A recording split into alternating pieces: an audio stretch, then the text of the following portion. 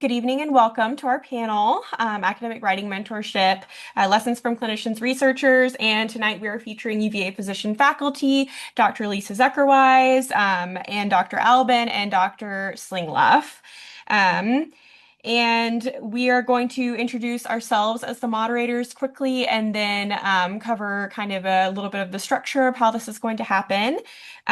So I'm Catherine Lyons, and below me here is Aaron Smith, and to my left here is Gabe Ramos. We are AOA Leadership and Virginia Journal of Medicine Leadership, and Gabe is Veritas Leadership.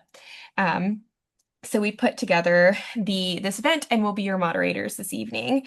So after we introduce our panelists, we are going to go straight into the prepared questions we have on academic writing. And then any other questions that you guys think of, you can go ahead and feel free to send in the chat. We'll be monitoring the Zoom chat throughout the session, and we'll come back to questions that you guys put in the Zoom chat as kind of we move through the session.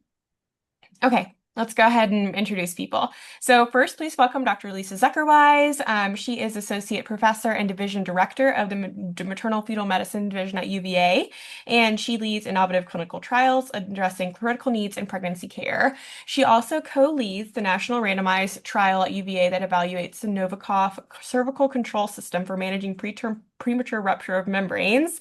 And she's also a recipient of the William T. Moore Professorship and a 2024 Dean's Faculty Awardee. Dr. Zuckerwise also mentors early career faculty and contributes to the highly selective AAMC Mid-Career Women Faculty Leadership Development Seminar. Her work exemplifies the integration of rigorous research and compassionate patient care, making for a wonderful guide for medical students embarking on a trajectory aimed at a career in academic and clinical excellence. Thank you for being here, Dr. Zuckerwise. Thanks for having me. So we have Dr. Craig Slingluff. Dr. Slingluff is a world-renowned surgical oncologist and translational immunologist with over 3 decades of leadership in melanoma vaccine development. As the vice chair for research for the Department of Surgery, he directs groundbreaking clinical trials in human tissue studies. He maintains several active investigational new drug applications and drives licensed patents. Under his guidance, UVA joined the Melanoma Research Foundation Breakthrough Consortium to enhance therapies against advanced melanoma. His deep experience in trial design, regulatory affairs, and interdisciplinary collaboration makes him an ideal mentor for students learning how to translate bench findings to academic publications to clinical applications. Thank you for being here today. Gabe, thank you very much for a kind introduction. Nice to see everyone. And I am very excited to introduce one of my favorite attendees, Dr. Dana Albon. So Dr. Albon is a dedicated pulmonologist who directs UVA's Adult Cystic Fibrosis Clinic and leads robust quality improvement initiatives. She spearheads data analytics and manuscript-led dissemination efforts throughout the Cystic Fibrosis Learning Network, focusing on outcomes primarily on CFTR modulator therapies. Her leadership extends to her membership on UVA's Faculty Senate Policy Committee and serving on Committee on Women in Medicine and Science Professional Development Subcommittee. With a strong track record in clinical research and writing, Dr. Albon brings an ideal perspective for medical students learning academic and data-driven writing skills. Happy to have one of my favorites, Dr. Albon, on here. Thank you so much for inviting me. I am in Barcelona and it's 12 midnight. So I apologize if I cannot speak coherently. I will do my best. Yeah, well, thank you all for being here. I'm sorry, Dr. Alvin, that it all kind of happened on this timeline, but we appreciate it, and I also appreciate my co-moderators' enthusiasm. It makes all this much more fun. Okay, so now that we've covered our panelist background, let's dive into the discussion. We'll frame it around kind of 3 key themes: background and career path, research experience, and then mentorship and teaching. And then we'll open the floor for reflections and future directions and any other kind of questions that you guys may have that we didn't cover. I'll let my co-moderators kick off the questions. Sure. So just to open up with a pretty general question, we'll start with, what motivated you to choose your specialty and what were the defining moments or influences, if there were any? Or were you somebody that just happened into a field that you really ended up loving? We can start with Dr. Slingloff and then Dr. Zuckerwise and then Dr. Albin.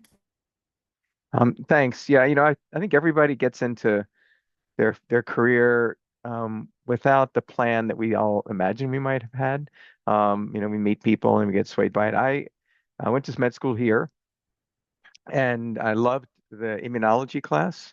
And I talked to a faculty member and said, "What can I do as a clinician in immunology?" And at that time, which was the 1980s, he said, "You can be a rheumatologist, but that's really kind of the only thing." And that rheumatology wasn't the thing I wanted to do. So I just sort of dismissed the idea. But then I liked doing surgery for a lot of reasons. And I went into surgery residency, and then it was an academic program at Duke, and we had 2 years of research. And I realized there were a bunch of people there doing cancer immunology research. So I thought, wow, this kind of brings me back home. So I did some work with a guy, Hilliard Siegler, who was quite a character and who did cancer immunology research, and things went really well. And so that kind of hooked me. Great story. I love that. Mhm. My next.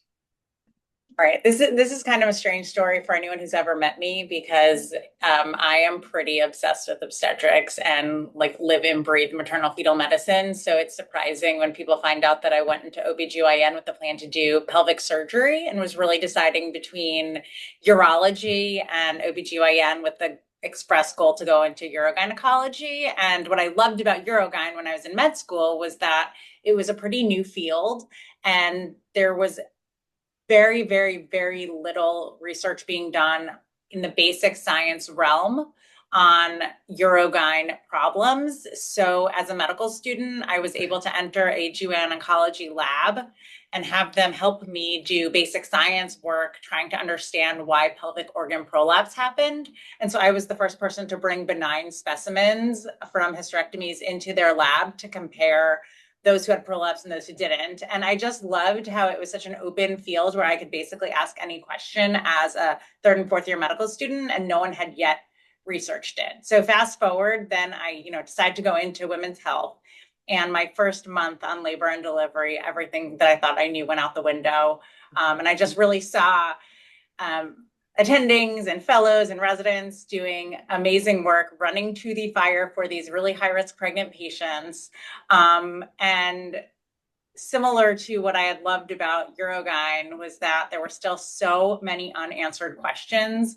And when you think about the fact that, over the last however many years of modern medicine, we have not yet been able to even budge the preterm birth rate across the world, despite so many research studies trying to investigate causes, risk factors, and therapies. It just speaks to how obstetrics is still a field that there are so many more questions than answers. And that's just something that really excites me to be a part of. Thank you for sharing that. I think it definitely speaks to sort of finding your why. And then even if that why takes you in a different direction, having that really, really meaningful and really beautiful central grounding piece is a really So important true. part of making sure that you're headed in the right direction. Yeah, I agree. I think we all start with thinking we are going to do something and then we end up doing something completely different. When I went in pulmonary critical care, I went for the critical care part. And then I did, and I'm sorry I mentioned Duke again, but I did a fellowship at Duke in actually in lung transplant. And there I took care of people with multiple pulmonary disorders who were in need of a transplant. And I fell in love with CF. CF patients were the youngest. They did the best with the transplant, but also was very sad that they needed a transplant to begin with. And I connected with them at the level that my colleagues even noticed. So one of my best friends, she used to push me in the room saying, "You go, you go. It's a CF patient. You talk to them. You do great. I'm not doing so well. You connect with them." And because I fell in love with the connection I had with the patients, I couldn't imagine myself doing anything differently. So I came to UVA.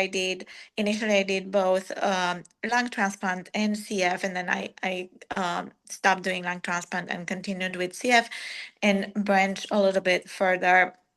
And now I do also bronchiectasis. So one of the things that I would like you to take, out of my story is that there are opportunities in life that maybe you didn't think of to begin with.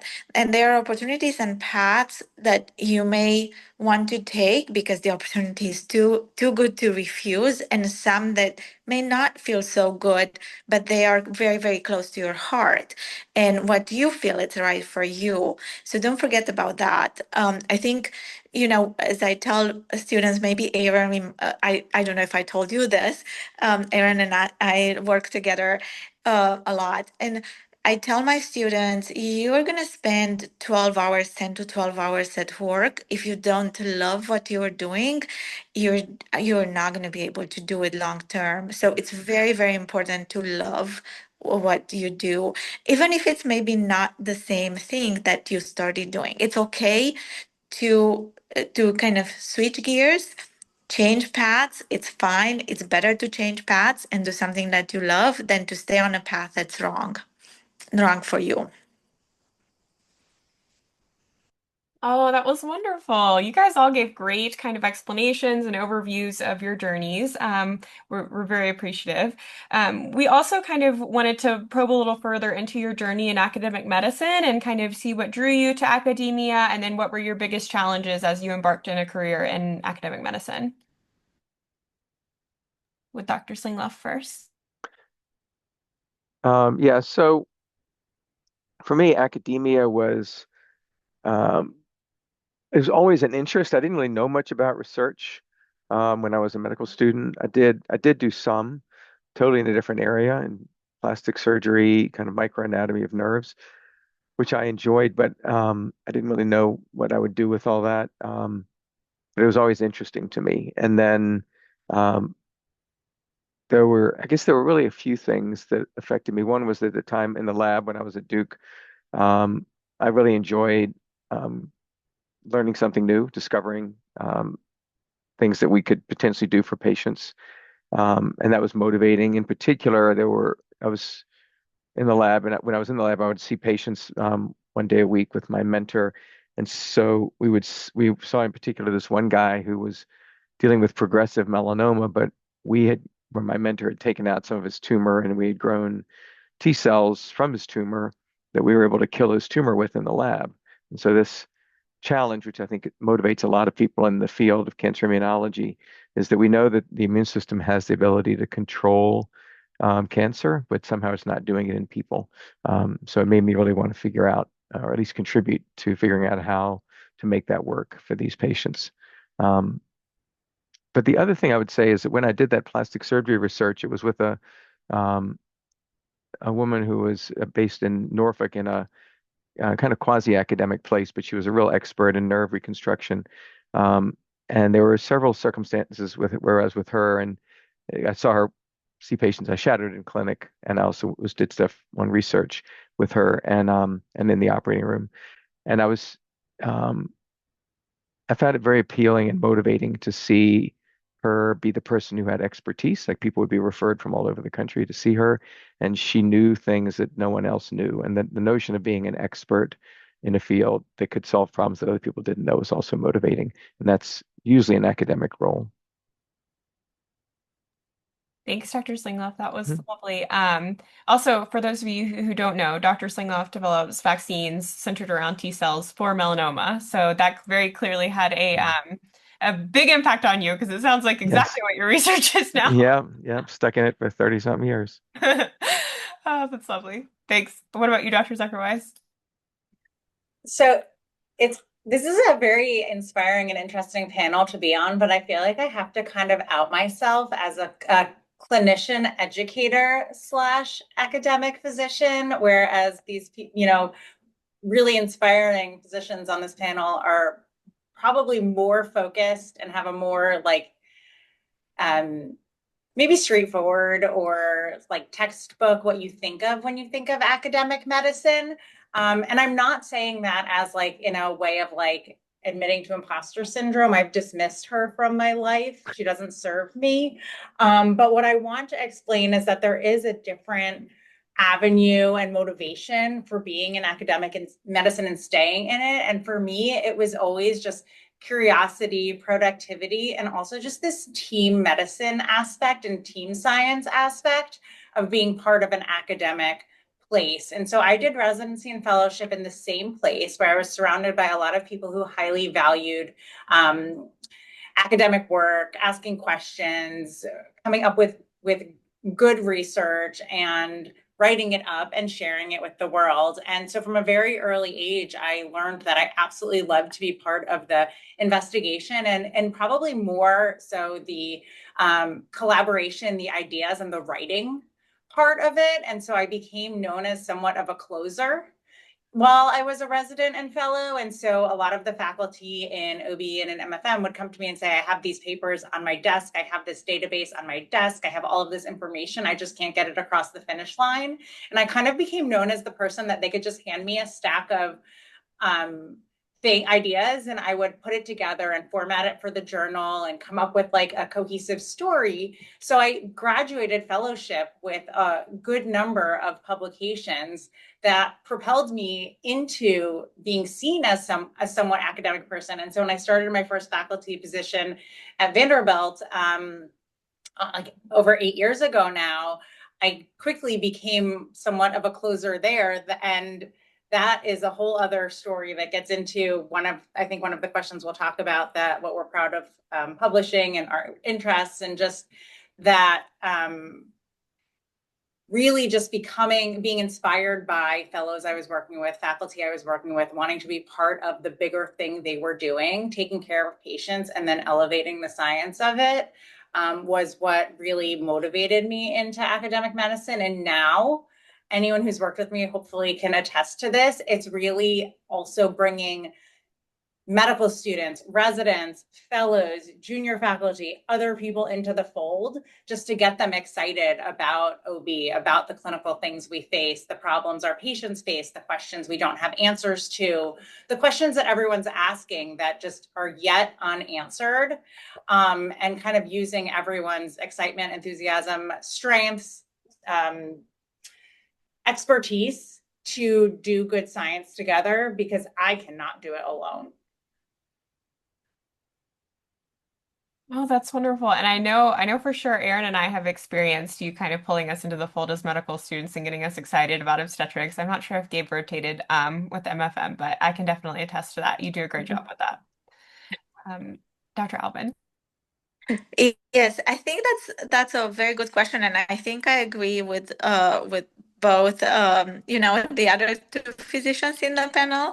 I like what Dr. Slingluff said, that I like the idea of being a specialist, like to be the expert in the field. And basically, that's what we are in academics. Like, I have patients coming from 7 hours away to seek our expertise in bronchiectasis, the same in CF. So you can do really CF outside of academic medicine. But then I completely agree with the passion that I have, or I want to instill in people, in students, in residents and fellows. I think that's what makes academic medicine worthwhile, like interacting with you all, seeing you excited, becoming excited about what we are doing, having you in clinic shadowing us or on the wards, kind of asking questions. I love people asking me questions about patients and getting interested in patients, in medicine in general. I think that's my reward, besides my patients doing well. what I feel rewarding is you all being successful, like my fellows, residents, trainees, all of them being successful in what they are doing. Because that's what I think a teacher needs to do in the academic medicine. I don't know if that makes sense. Yes, I think it definitely makes sense. And that is definitely what we all look for in a teacher when we're on the wards. We hope that, somebody will encourage us and help us get excited about patients. So we definitely appreciate you. So now, as we're starting to kind of transfer the conversation from a more career path, more honed in on specifically on research experience, we kind of talked about some of the broad strokes of the research path you're in. But I guess what you really kind of want to focus on is like, what key projects would you say like you're currently working on? Like, what specific questions would you say you're trying to answer in your research right now? Did you want me to go first again? The same order. Okay. That'd be Thanks. perfect. Yes, yes. Sure. Dr. Whatever. I mean, Slinglass, lead the I way. don't need to go first, but I'm happy to. So, yeah, as mentioned, I do a lot of work on cancer vaccines. We identified some tumor antigens, peptides that T cells see many years ago, and have been doing vaccines with them. And recently, have been excited by some long-term follow-up data that show improved long-term survival with our second generation vaccine compared to the first. So we're excited to move that all forward. I have a lot of irons in the fire, but the other main thing that's active at the moment is a clinical trial that's a surgery trial trying to diminish the extent of surgery for patients with lymph node metastases to just one palpable lymph node. And that's enrolling at multiple centers and moving along quite well. There are some links to the cancer immunology question there as well. And I always think it's helpful to be working on things that link to your clinical interest and to sort of find bridges between them.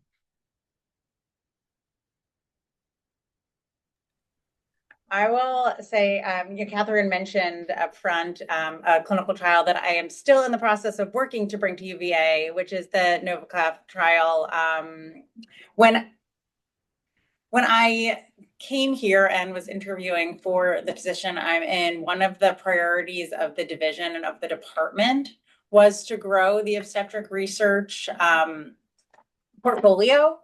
And so I think that, coming from a place where I was doing one type of research and really focused on research that was developing my career and also developing the careers of the fellows. I started a fellowship when I was at Vanderbilt, and it was really important that fellows had a research project for their graduation requirement for their boards.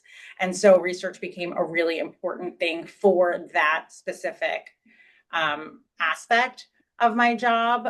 But when I transitioned to UVA, it became important that I look at it from a broader scope and how we can bring more clinical trials and funding and research that is more expansive and higher profile to the institution. So one trial that I am working on and that we will start enrolling hopefully by the fall is what Catherine mentioned, which is a novel device, a cervical closure device to hopefully retain fluid in patients who experience premature rupture of membranes in the really preterm period.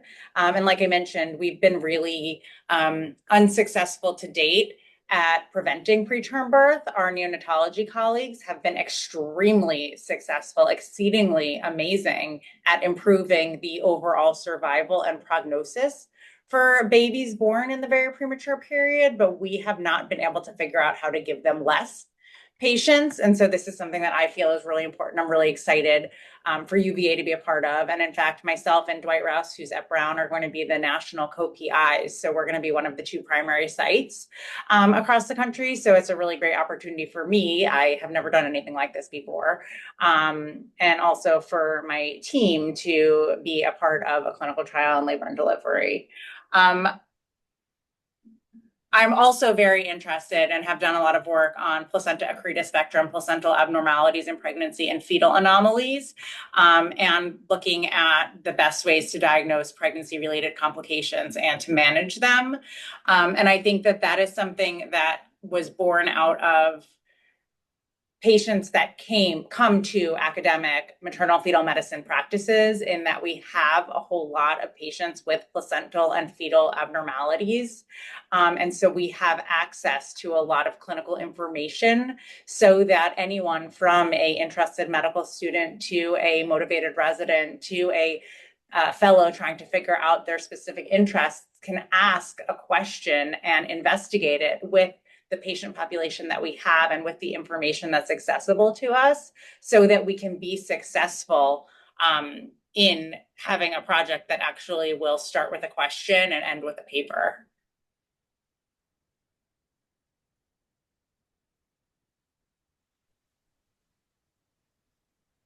Thank you. Dr. Albon, do you have, can you let us know like what your specific questions you're kind of focusing on now are? Yeah, so it's a little bit hard for me to narrow it down because I do different types of research. So I want to explain it. My primarily, I do clinical research. I used to do translational bench research. I have a master's in science, and I also did bench research as a fellow. As an attending, I do primarily clinical research. Like, I do enroll in clinical trials. We just ended a phage therapy trial in cystic fibrosis. The phage is directed towards Pseudomonas in the attempt to eradicate them. And the trial just ended.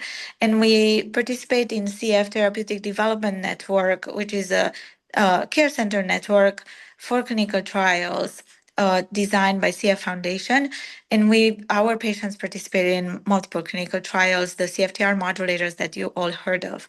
So that's part of my research. So clinical trial research. I wish I could take credit for being the national PI for any of those studies. I'm not a national PI.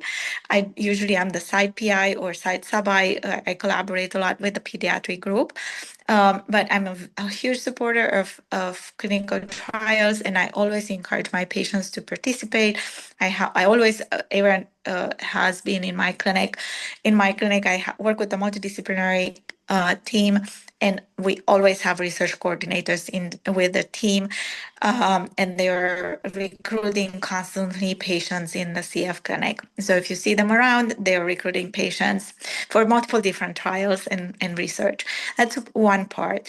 The other part that people don't think about necessarily as research is quality improvement research.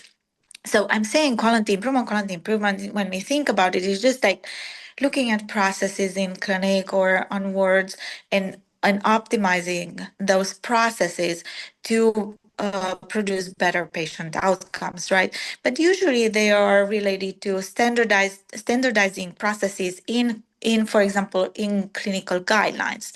So we want to implement clinical guidelines in clinic. What should we do, and how should we do it in a standardized way? So quality improvement is just that, like implementing standardized care in the clinics. And you think, well, that's not really research, but it can actually become research. So I'm part of the ATS Quality Improvement and Implementation Committee, and working with people from around the US on quality improvement. We all realize that implementing guidelines in a standardized and very efficient fashion in multiple clinics is actually very hard because the environments are very different. So it's an entire science. And then the other question is sometimes the clinical guidelines designed by experts, and they don't have randomized controlled trials. They don't have a lot of evidence. So they are just like expert opinion. 90% of them are expert opinion, and they may actually be wrong. So one of the things I'm interested in is does implementation of clinical guidelines lead to actually improved outcomes, or maybe completely the opposite. So one of the things I've done with my statistical team and with the people I work in CF Learning Network, it's a group of people, a group of 42 centers around the US. We do implement clinical guidelines in CF in these centers. And I took that quality improvement projects a little bit beyond just being quality improvement. And with our statistics group from UVA, we got grant and funding to study from the CF registry patient outcomes after some of those activities of the learning network ended, and looking actually at patient outcomes. So one of those big projects was in telehealth.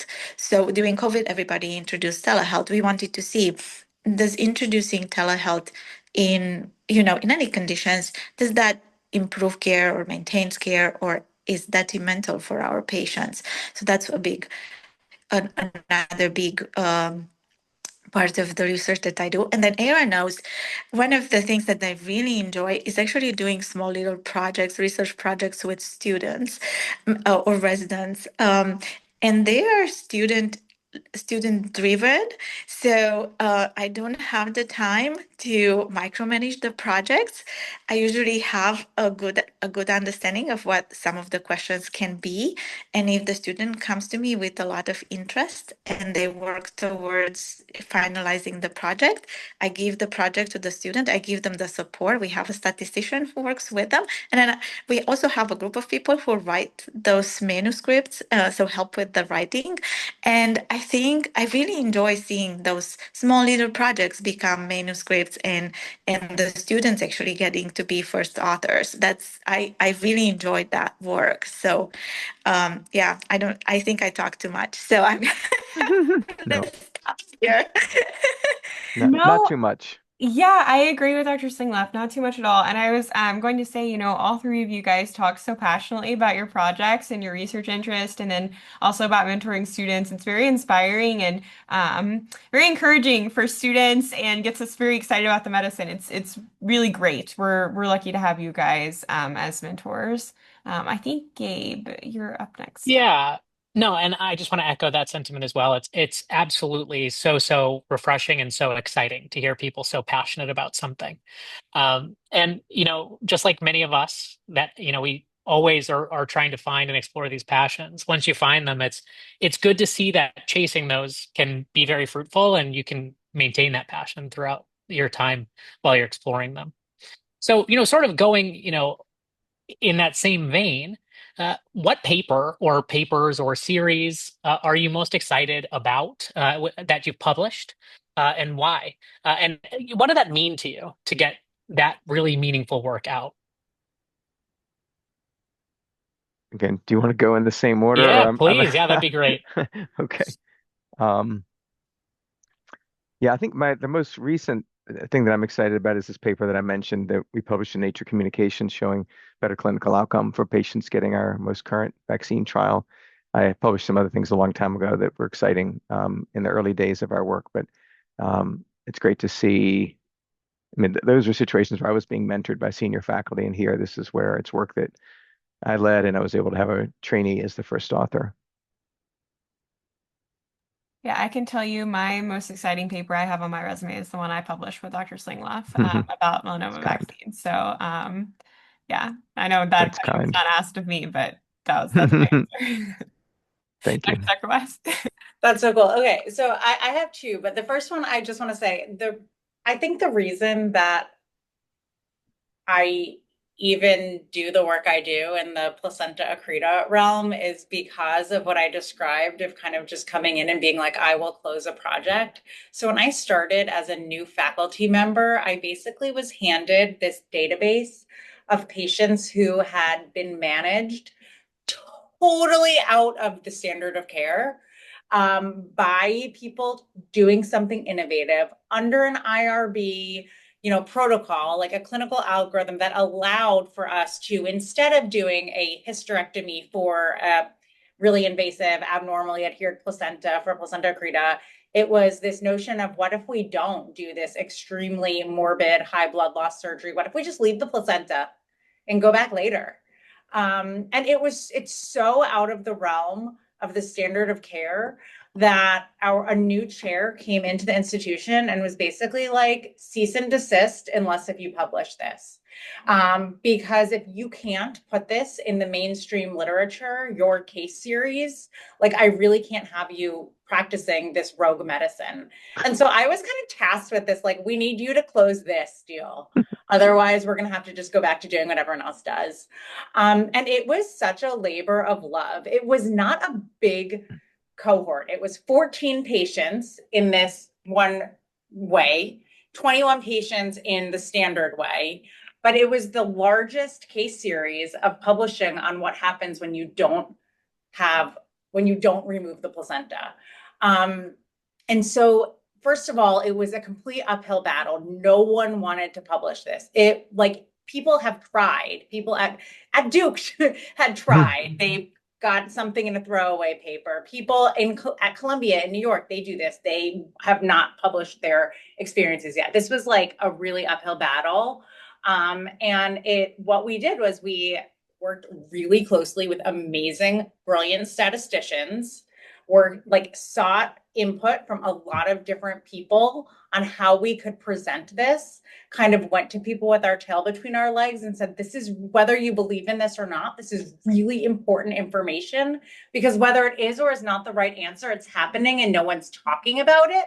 And so we just need to make it not taboo by getting it in an important journal.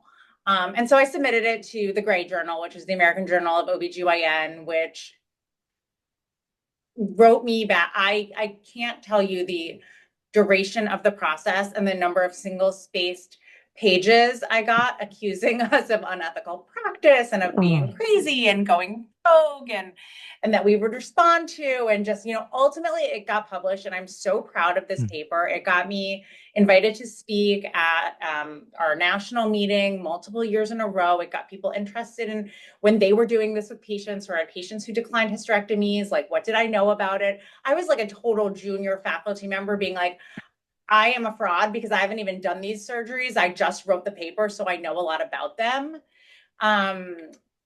And it was a really big, I'd say like a turning moment for me, because it let me into this world of experts in a very, very, very specific clinical diagnosis that people die of regularly, and got me into this very engaged, and you talk about run to the fire to the most highest risk pregnancy complication, this world of people who really just wanted to figure out how we could do it better, because 1% to 7% mortality rate for a young pregnant person is completely unacceptable to us.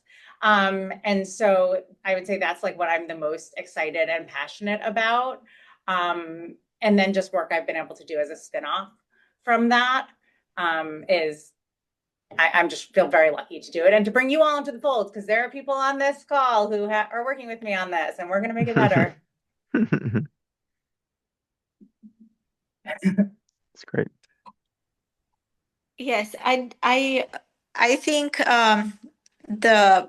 I think I'm proud of every single manuscript that comes from our group. I can think of how I get excited about any single publication. All of them, I like what Lisa said, the idea that part of the job is done and is published.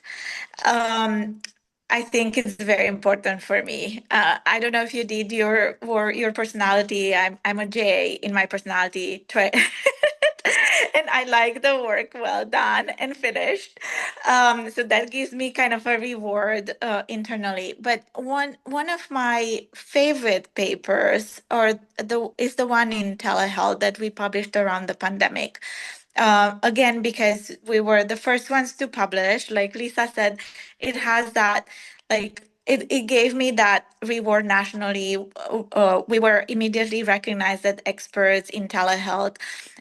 And what was different from other people who are doing telehealth was the disease, because we published on multidisciplinary care in telehealth, and we did a fabulous job at UVA building that from scratch in the clinic, using Zoom initially, then WebEx, then the Zoom integrated in our Epic, and so on. And that manuscript was very small, was QI. It showed, or it talked about our initial experience in telehealth, but it got me invited to be the telehealth innovation lab leader in the CF Learning Network, and be a leader in that group for initially 32 centers, and then led to multiple other publications. And I just looked recently, because I'm applying to PNT again, and it was just a small journal. It had 75 citations. So that's pretty good for a small QI manuscript coming out from a single Mhm. center. So Yeah. yeah. That's lovely. Yeah, I think a major theme of all of this has been how important QI is, and definitely, even though it is more difficult to get published, it is clearly extremely important for like guidelines and just making sure we have good patient care. I like those. I also just love listening to all of these stories. They're just so much fun. We wanted to pivot a little bit and talk about the medical student side of writing. So, as professional scientific writers, all of you at this point, we wanted to ask you what separates a good scientific writer from an exemplary one, and how does one become a great writer? We'll start with you, Dr. Slingleff. Yeah. So, I feel like I do all right, but there's always stuff to learn, and so well, hopefully you just keep at it until you get better at it.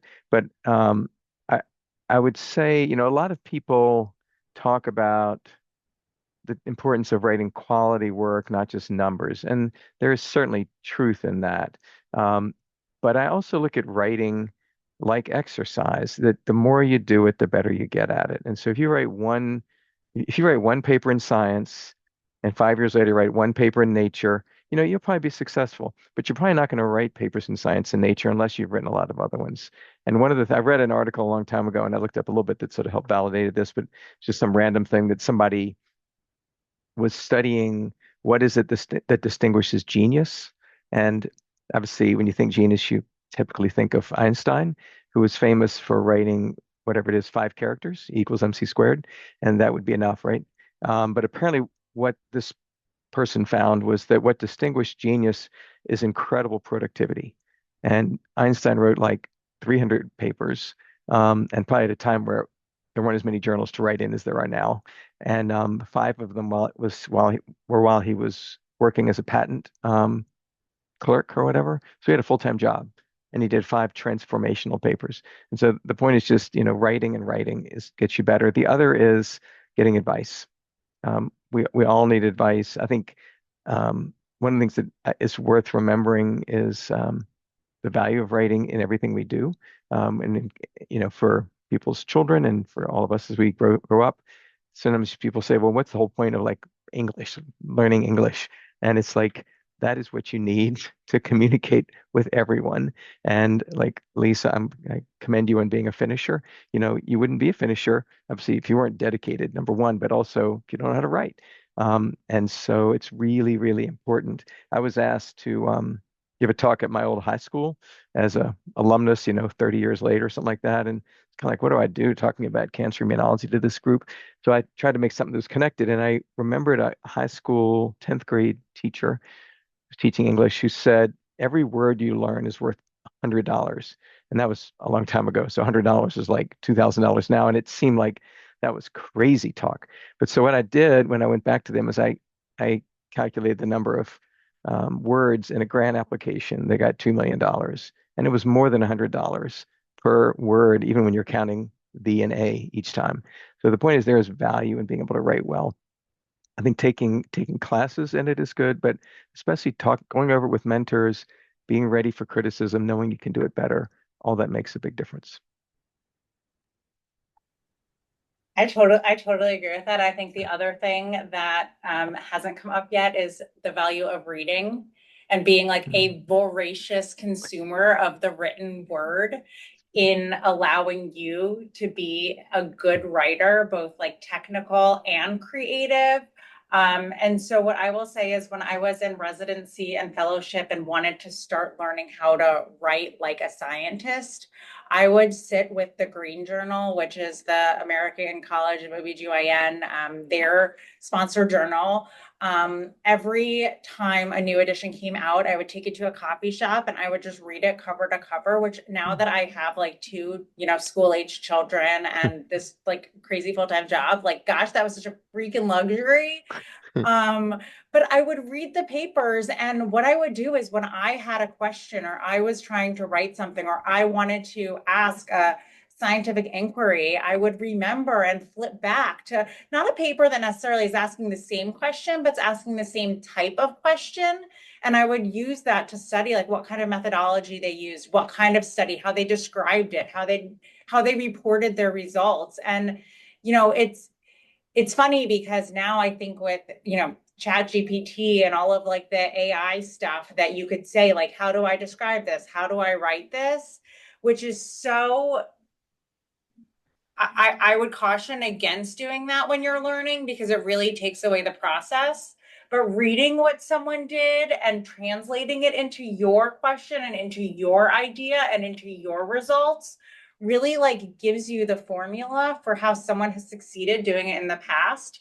And in science and in medicine and in everything in life, parenting, whatever, everything is about parenting. Everything is like a lesson in how to be a good human and raise good children, whether they're your residents, your students, your actual offspring, doesn't matter. It's just like making the world better than you found it. But so much of it is not recreating the wheel unless you have to. Like there are going to be times when innovation and breakthrough and being the first person to do something is actually important.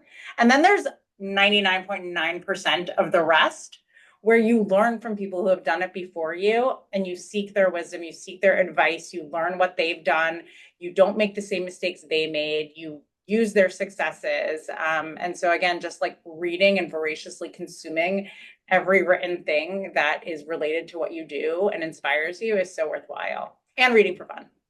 Yeah.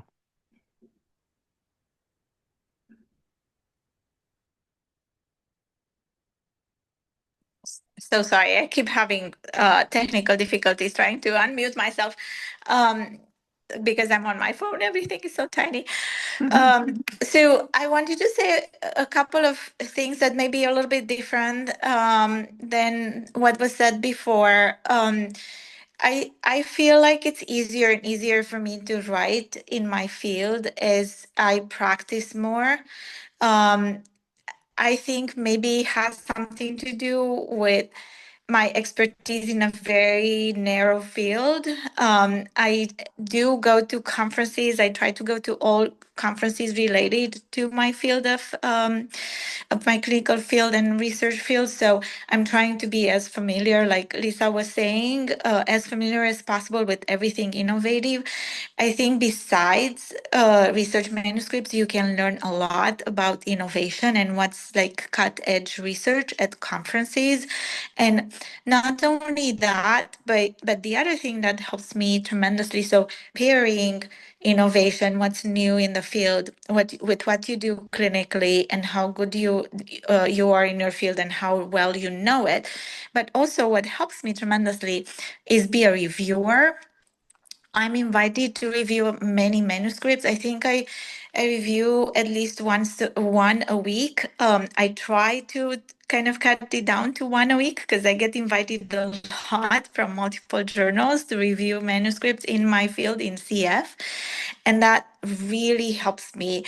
By the way, if you guys are interested, I can pass them along to you. You can be my junior, you know, trainees to help me review the manuscripts. They always ask me if I had a junior faculty or a trainee helping me with reviewing the manuscripts. But that helps me be critical of the manuscript. I always try to be nice. I don't like when the reviewers are not nice to my manuscript, so I try to be very nice, but also be critical of their work, understand how can they make their manuscript better?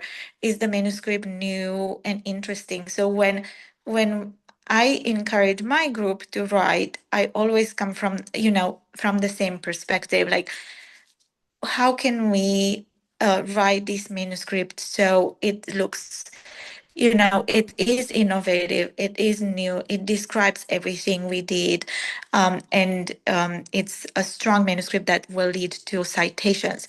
And one more thought about this. Um, what I tell my team, and Aaron, I'm sorry if I'm repeating it for you, is we have to be mindful of the message we send there. So when we write manuscripts, I see some people writing manuscripts just to promote themselves. So I always say we have to write manuscripts that are true to who we are and say the correct and the right story, because sometimes, we become experts in our field, and when we put our manuscripts out there, people are going to read them and are going to maybe implement the things that we say that we've done and were successful. So people can take from our manuscript, take them and implement things and change their clinical practice. So we have to be very mindful what message we send to our community, what message we send to the world. And plus, these manuscripts are going to always be there online. So they need to be strong manuscripts. And I think that that's our duty as the authors, to make them strong and make them valuable for people who read them.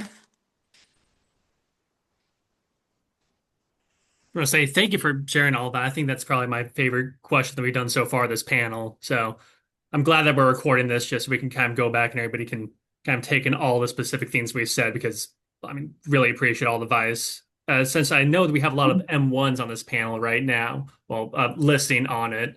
So great advice for people who are starting med school and on their way to be starting residency soon. So thank you for that. And as we're starting to expand the panel again, a little kind of transition to not just research, but more of just mentorship and teaching in general. We're kind of wondering, how do you approach students, and which strategies have you found most effective for mentoring?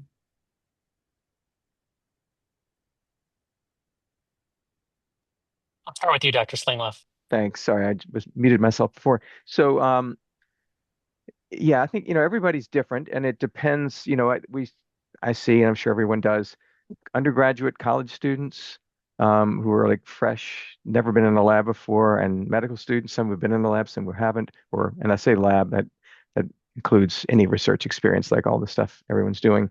And then like um, graduate students, postdocs, residents, et cetera. So everybody's different, but I think what I've found is really helpful is to try as hard as possible to give them a project that fits their circumstance, their their expertise, their interest, their time.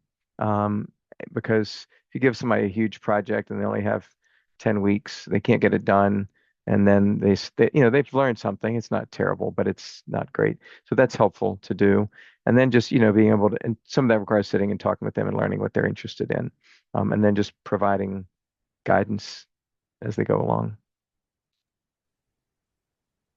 Yeah, I think time is a really, really valuable asset, probably the most valuable thing. And Yeah. so setting yourself up to succeed with like a mentor-mentee working relationship is so important. And the first thing that starts with is understanding where each one stands, what you have to offer, and what you're looking to get out of it. And so I totally agree that, something that's going to be a successful day in clinic together, a successful research project together, a successful day on labor and delivery is one that starts with the more senior person, in this case, your faculty mentor, saying like, what are your hopes and dreams from this? And so I think that when a mentee comes to a potential mentor with actual like goals and an understanding of what they want, that they can communicate that, they can have an open and honest conversation of whether or not that's something that can be offered from the mentor, and also something that can be realistically and reasonably achieved by the mentee. And so sometimes like a student will be reaching out to get exposure to research, and exposure is what they want. So they want to shadow you in the lab, they want to shadow you on the wards, they want to create a database for you. Sometimes they want to see what my husband and I joke about, he's not medical at all or academic, is like the name in lights. Like they want to be a co-author on a paper. It doesn't need to be first author, definitely won't be the last author, but they just want to see their name.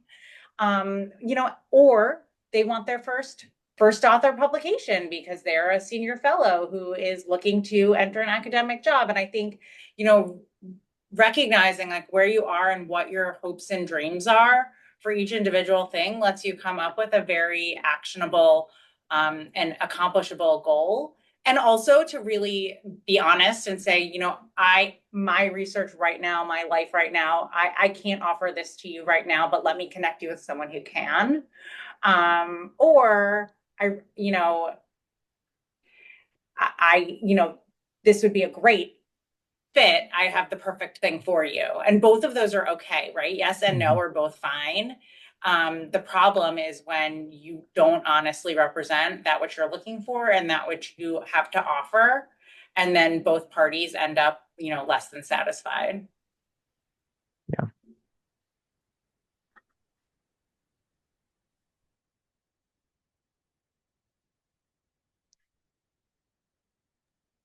Yeah, I agree with what was said. I think that's very important to know.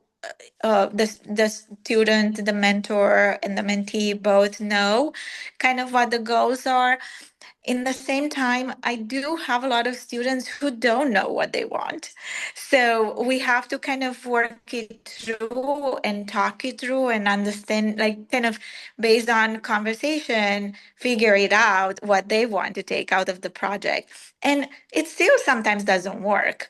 I have to tell you, I never get upset if it doesn't work. If someone disappears, because their life all of a sudden becomes extremely busy and they wanted to work on a project, but they no longer can work on that project, it's fine.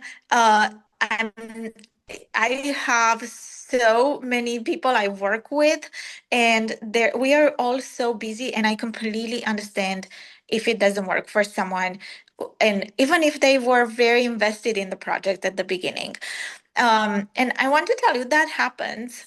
It happens frequently. We start sometimes with two or three people, especially in second or third year, saying, I want to work with you. I want to have my name on a publication, but it doesn't work out for them because student life is very busy. And that's okay. As long as you concentrate as a student on what's the most important for you at that moment, things are going to fall into place. So that's one of the things I want to say. Neither one of us, probably all of us, have experiences with students who wanted to do something, or even more junior trainees like residents and fellows who wanted to do something, some work with us, and then they just kind of stopped doing it. Again, we're not going to get upset. We want to know. Sometimes we would like a note or something saying, I'm too busy. I cannot do this right now. And the other thing I wanted to say is be resilient. That's also very important. One of the things that works for me, and what I keep telling my kids, my son is going to be a senior in high school, is life is so busy. You have so many things on your plate. So organizing your time is very important. And if you have a goal in mind and you think, I'm too busy, I have 5 things to do today, how am I going to tackle all of them? One of the things that works for me to kind of keep me on track is set up times and alarms, and like, I'm going to work 1 hour on this right now, and I'm not going to do anything else, just work on this. Mm-hmm. And if you set up even like little times, like 15 minutes on working on a research project, or 15 minutes of writing or reading articles or writing on an article or a manuscript, I think that's gonna, in 7 days, that's 7 days times 15 minutes. So it's gonna get you far. Yeah. I just saw there's a question from Celeste Costa. Yeah, Do we? Celeste is right on the right track there. You know what, I Celeste, we know. had a very similar question. I know that we're running short on time, but we think that that's super important too. I definitely remember being in your shoes, coming into medical school, or even being in medical school and thinking about that question. How do I get started in research? How do I identify the right people, and how do I move forward? Mhm. So I'm so glad that you're thinking about that now. And really, you guys all started to touch on this, when we asked about your approach to mentoring students.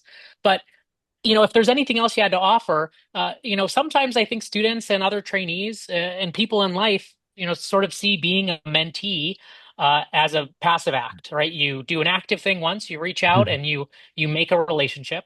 And then from there, you are offered things sort of from that moment forward. And I think that leads, unfortunately, to a lot of less than fruitful mentor-mentee relationships and a lot of failure to really be as close as you could be with a really great mentor. And part of that is being a great mentee. So we would love if you'd mind sharing how students can find mentors that can help them get involved with research, or just having a mentor in medicine, and how they can be a great mentee to their mentor. Yeah. So, yeah, I'd say there are lots of answers, but um, you can certainly ask word of mouth, who are good mentors or who people had good experiences with. I would encourage you though to also just like go on PubMed and like search if it's research stuff you're interested in, but if it's like you're interested in quality improvement stuff or whatever, or you can search that just on the web.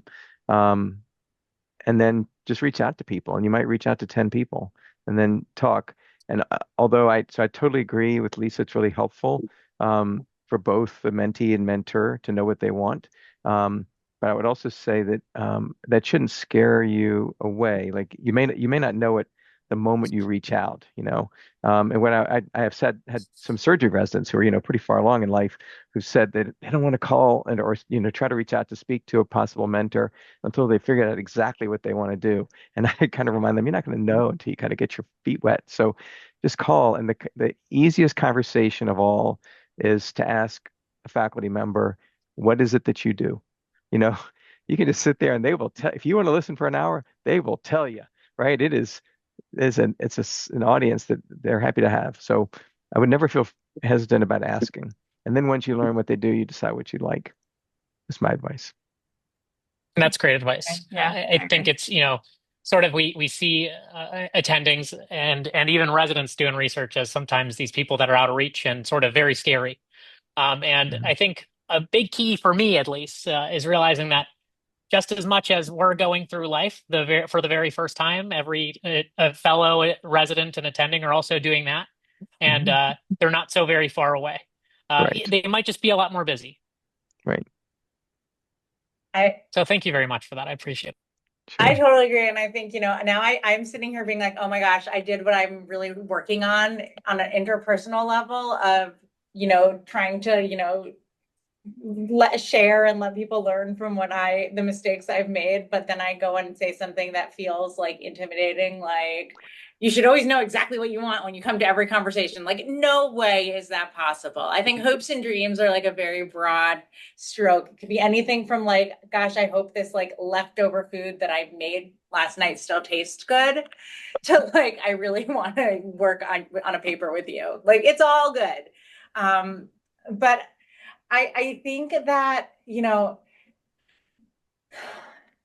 just putting yourself out there, like, and being open to experiences. And, I think like the first time I met Erin and Catherine, it was like in an MFM clinic, and they both were like, oh, you were really excited about things. Like, what else are you excited about? Like, could we help you with something?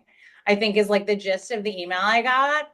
And it was such an exciting email because it was like, oh my gosh, I'm excited about so many things. You can help me with so many things. But first I need to like figure out like what I'm doing here, you know? And so it's like it's the long game. And then I'll also say that like do not be intimidated to reach out. Don't be intimidated to get excited by someone. Don't be intimidated. Like, be inspired, right? The people who you think are untouchable or unreachable or are just like so successful and exactly who you want to be that like you can't even talk to them, like those are the people that should inspire you.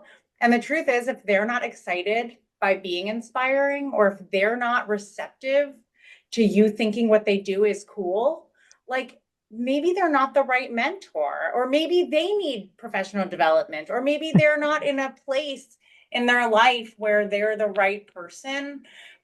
But the people who you want to work with are the ones who are going to think it is so awesome that a first week M1 comes up to you in clinic and is like, I have always thought that that birth is the coolest process ever. Like, let's talk about it, you know? And that's my dream come true. If anyone wants to come in, you know, give that to me, like that's my language. But I think, you know, Celeste, again, write that like down.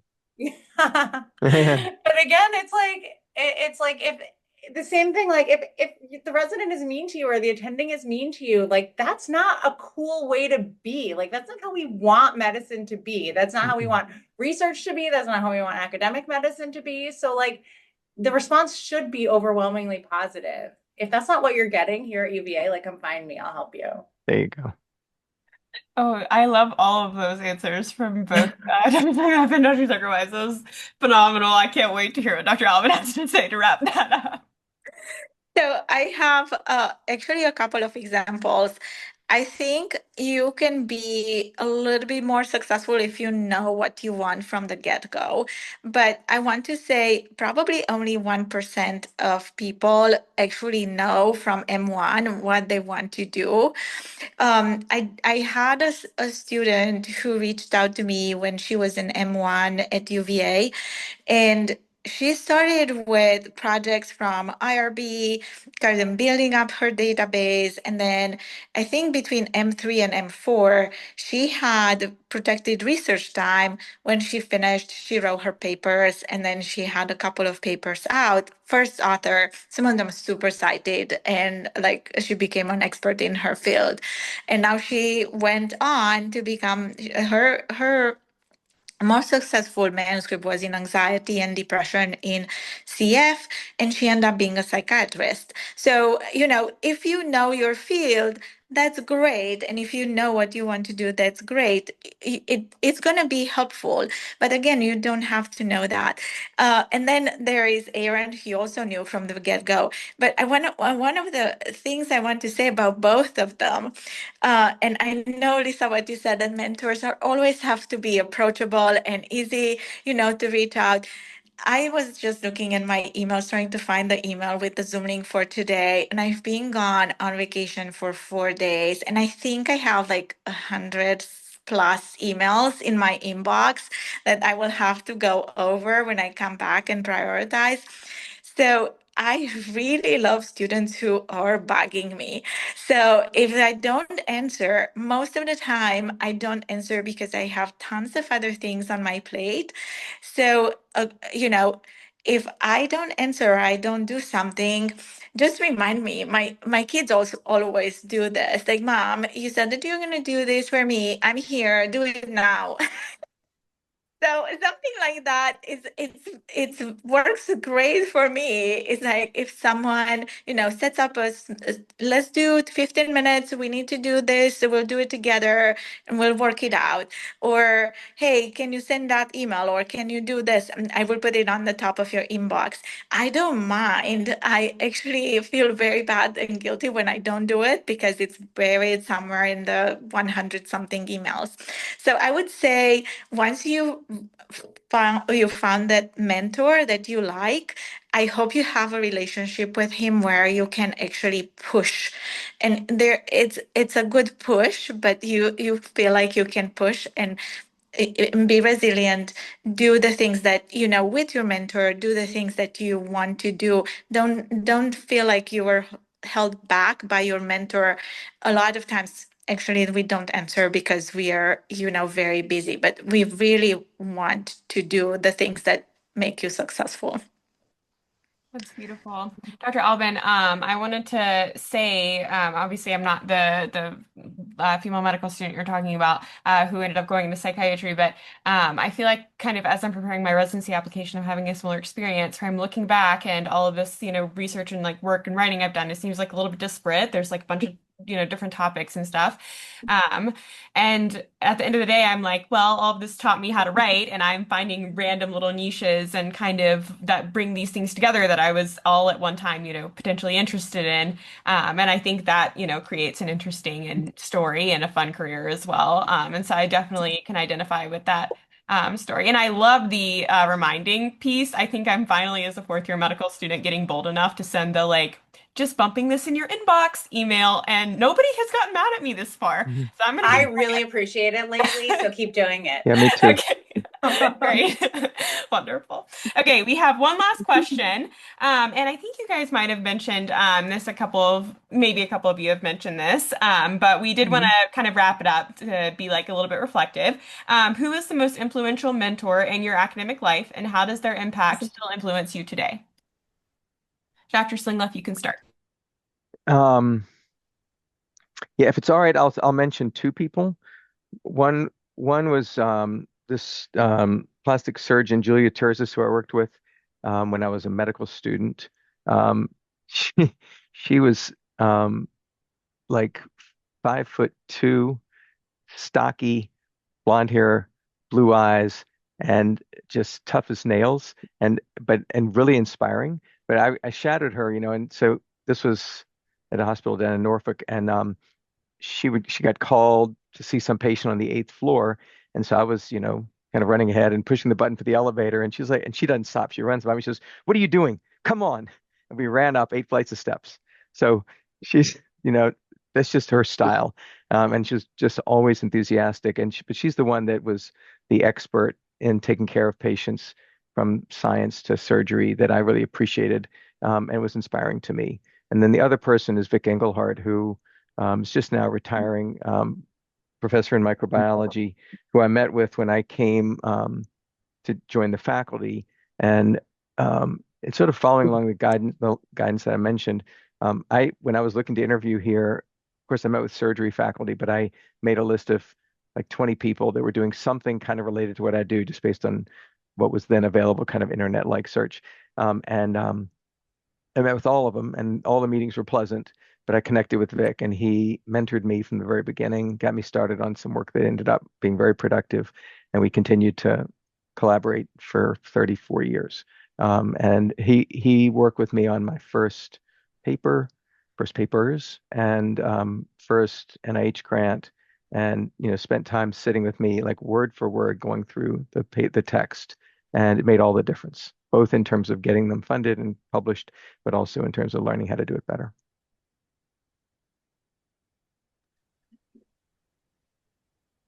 It's a very serious question because mentors are so sacred. I will say I also need to mention too, but that's not at all to take away everyone else who's been so involved and so meaningful. But the first one I have to mention is Erica Warner, who is now in the dean's office, the chair, and in the dean's office at Tufts in OBGYN. She was a second-year fellow at Yale when I was an intern, and she is someone who took me up on I just want to get involved, and let me do her references and be a middle author on this paper that became huge. We just I just really looked up to her and would do anything that she asked and want to be like her, and would always make a point. And she would make herself available to me every year at the annual Society for Maternal Fetal Medicine meeting when I started going, when I knew I was going into MFM, and we'd have coffee or talk for 5 minutes, 10 minutes. And the reason she is such an incredible mentor and someone who is so important to me is because she actually did her residency in OBGYN at UVA.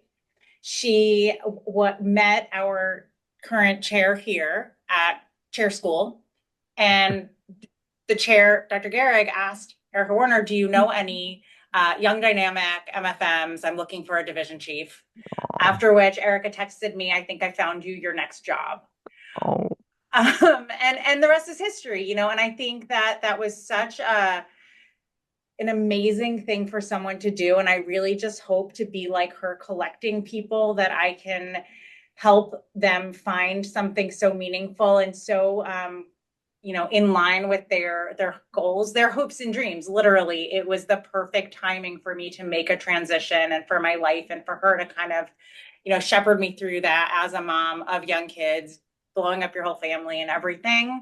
Was just a really amazing come full circle moment. And then the second is Chris Petker, who also was an attending when I was a resident and fellow, and just someone who always was there to be a human and to start every hard conversation by telling you something, you know, coming down to your level, being willing to admit when he'd made a mistake, to never, you know, never do the name, blame, shame game, always to come with, we can be better together, we can learn from this.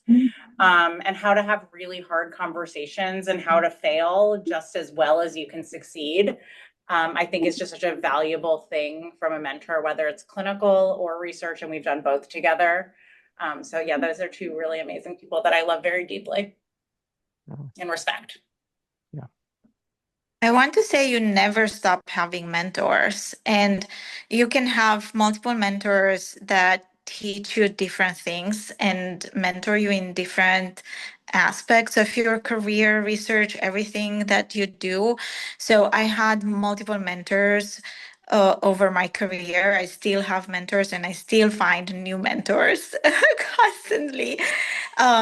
So I want to give you an example. One of my favorite people was someone I worked with at Duke. Um, I was there for a year as a transplant fellow, and then I was an attending for a year. And we just happened to be, he used to be the director and he cut down significantly on his clinical time. So he was doing just half a day of clinic a week. And I had several half-day clinics, not only one, but that's what happened. And we were together in clinic and we were working side by side. And at that time, I was seeing 30 to 40 independent patients a week, so large volume. So my clinical volume was huge. And I started making observations in clinic and say, oh, I noticed that patients with this and this don't do so well. Why don't we do something about it? And at that point, I was new to that, right? I was junior faculty and he had been practicing in the field for like 15 years. And he started saying, oh, I do this in my clinic. And I would be like, oh, so if you do it, why doesn't everybody else do it? Why don't we study it? Let's put it on the protocol. And I started learning so much from him. And I saw in him so much enthusiasm, and he was responding to my questions in such a positive way. Every time I would ask one of these clinical questions, he would be like more and more interested in talking to me. Like it was so much fun. So I think he was truly a clinical mentor for me. And it helped me ask the right questions. And then the second mentor I'm going to mention was my partner, my co-lead for the Telehealth Innovation Lab. Again, we were the leaders for the QI project, implementation project of telemedicine during COVID, or telehealth during COVID, for 32 centers.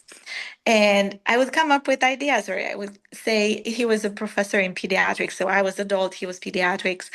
And I would come up with an idea and he would always say, yes, and how can we do it? And we would just bounce ideas on each other. And he had been my mentor on all the manuscripts that came out of that. So I think at different stages of life, you find different mentors, and that's okay to have 3 or 4, or even more, like in the institution, outside of the institution, that you can reach out to. And I would encourage you, and sometimes I even go to my division chief, he's also my mentor, and ask him life questions. Like, how do you handle this? Like, I'm now almost a senior faculty and I don't know how to handle this problem. And he helps me through it. Sometimes I can take his advice, sometimes I decide Mhm. not to. It's also okay. Yep. I love those answers. You guys are so inspiring. Thank you for being here. I'm gonna pass it off to Aaron. Yes, I mean, I'm really happy that we ended on that question because it really does kind of give a nice little wrap up for as we talk about academia and just education and medicine in general. The more time we kind of spend in medical school, the more time we kind of realize it's less about just the book learning, the academia. Sometimes you start missing the forest for the trees, but it really is a lot of it is the ability to gain mentors, connections, and people to support you throughout your career, but also the opportunity to support others as they go on their own journey. So I'm really happy that we ended with that question, and thank you for giving great examples. So speaking about the end, I would like to say to wrap up, truly, thank you for Dr. Zuckerwise, Slingluff, and Albon for sharing your insights throughout this entire panel. Thank you for all of those who submitted questions because that really constructed the goals of this panel. We really wanted to orient this towards what you wanted to have answered. So truly, thank you for submitting those questions. Some of them were really pertinent and really provided just wonderful insights that we were able to ask our panelists. We hope tonight's conversation was able to give you concrete ideas and inspiration for those who are soon to be graduating from medical school and for those who are in the middle of medical school and those just about to start. Uh, Once again, this event was sponsored by the AOA, Veritas, as well as the Virginia Journal of Medicine. And I would like to give a little plug to the Virginia Journal of Medicine specifically, currently dropping the link in the chat. The Virginia Journal of Medicine is a national collaborative journal initiative started by UVA medical students. The deadline for submission for the fall edition of our journal is July 15th. We are currently working on DOI status with the ultimate goal of being PubMed indexed. This recorded video will be available on our Virginia Journal of Medicine website as well as YouTube page. All of that will be sent out after the event. And truly, once again, thank you for our panelists and thank you for everybody who is able to attend. Thank Thank you you so so much for much. inviting us. Well done. Yes, of Thank course. you. That was Everybody have a fun. wonderful night. Thank you again for your Thank time. you.